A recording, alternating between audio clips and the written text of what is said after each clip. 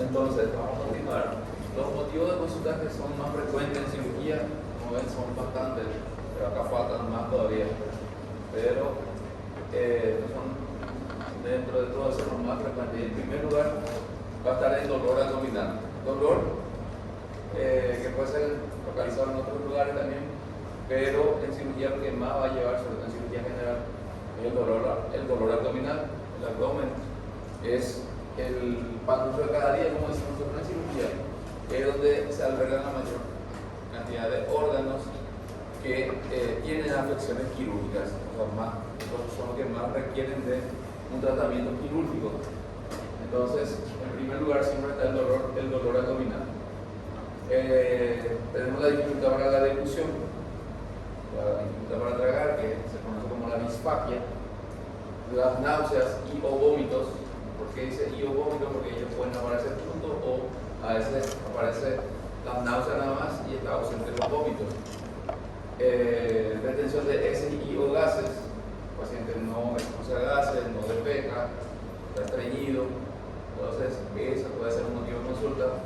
Ardor en el epigastrio, distensión abdominal, diarreas, pérdida de sangre por el recto, vómitos de sangre o vómitos con sangre, coloración amarillenta de piel y mucosa, la tumoración abdominal, las secreciones anormales por el ano, tumoración en el cuello, boca, región submaxilar, dolor y alteraciones de color o temperatura, impotencia funcional de extremidades, que a veces llega a cirugía también, pero más bien son de los traumatólogos y los ortopedistas.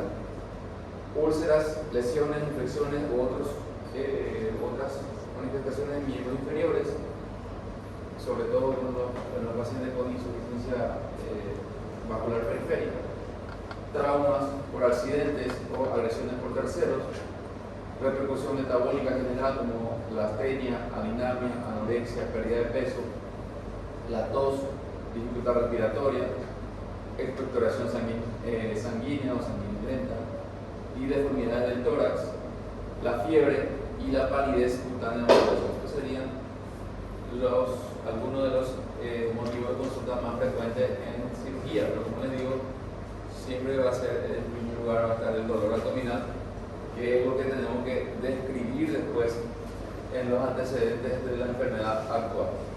Entonces, en dependencia a lo que el paciente refiera, estos son los que tenemos que colocar, escribir en la primera parte de la historia clínica donde dice motivo de consulta.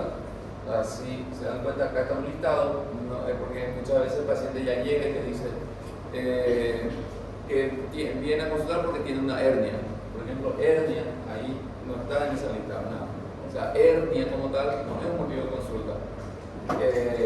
La hernia ya es un diagnóstico. El paciente a veces sabe que es una hernia porque alguien le dijo, porque algún familiar ya tuvo hernia, o algún médico ya le dijo que es una hernia lo que tiene. Entonces ustedes tienen que preguntarle otra vez, pero ¿por qué es que dice que tiene hernia? Porque la hernia como tal no es un motivo de consulta. Más bien es un aumento de volumen, una tumoración, eso es lo que es un motivo de consulta.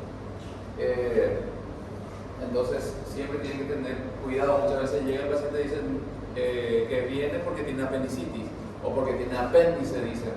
Apéndice todo el mundo tenemos, a no ser que haya nacido con una agenesia del apéndice, que es una anomalía congénita bastante rara, pero puede pasar, pero tampoco va a saber el paciente que tiene apéndice. Entonces, ya a veces llega diciendo que tiene apéndice o tiene apendicitis, pero entonces ustedes tienen que preguntar por qué dice que tiene una apendicitis, qué es lo que siente, qué molestias tiene. Entonces, él te va a decir que tiene dolor, entonces el motivo de consultar es el dolor, no la apendicitis. Entonces, no confundan eso. Muchas veces es cierto que a veces nosotros mismos le decimos que sobre todo a los internos, que son los que hacen historia clínica, y nos preguntan y le decimos, tienes que poner ahí motivo de consulta, así como te dice el paciente. El paciente te dice que tiene una apendicitis, entonces pone que es una apendicitis. No es tan así, no, así que como dice el paciente que no. Por eso el interrogatorio es dirigido, uno tiene que dirigir su interrogatorio y interpretar y así escribir. Hay cosas que se debe escribir así como dice el paciente, pero hay cosas que podemos utilizar terminología médica y poner en la historia clínica. Entonces, después del motivo de consulta, dentro del interrogatorio dijimos que venían los antecedentes de la enfermedad actual. ¿Qué quiere decir eso? Que acabamos de describir el motivo de consulta del paciente. Si me dice que es por dolor, vamos a empezar a preguntar acerca de ese dolor. Si viene porque no puede tragar, tiene una dificultad para tragar, que se conoce como disfagia, pero nosotros no vamos a poner ahí en la historia clínica, motivo de consulta, disfagia, porque el paciente no te va a decir tengo disfagia, porque posiblemente ni ustedes que son ya estudiantes de medicina, estoy seguro que varios de ustedes no saben o nunca habían escuchado la palabra disfagia. Imagínense un paciente que viene del campo, no va a saber qué quiere decir eso, entonces no te va a decir. Te va a decir que no puede tragar, no tiene dificultad para tragar, para discutir. Entonces ese es el motivo de consulta y entonces ese vamos a describir. Eso es lo que es antecedentes de la enfermedad actual.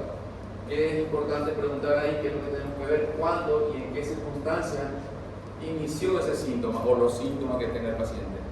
Incluso qué estaba haciendo el paciente cuando le empezó ese síntoma, ya sea el dolor, la dificultad para tragar, el aumento de volumen, lo que te diga el paciente. La cronología y la evolución en el tiempo. ¿Cuándo fue que empezó? Y entonces, ¿cómo fue evolucionando eso? Desde que empezó hace una semana, empezó hace un día, empezó hace una hora. ¿Cómo ha pasado en ese tiempo hasta que llega con usted? ¿Cómo fue evolucionando ese motivo de consulta? Ya sea el dolor, si el dolor en ese tiempo, si hace un mes que empezó, si en ese mes se mantiene todos los días, tiene cierta hora que es más intenso, cierta hora que se alivia, si tiene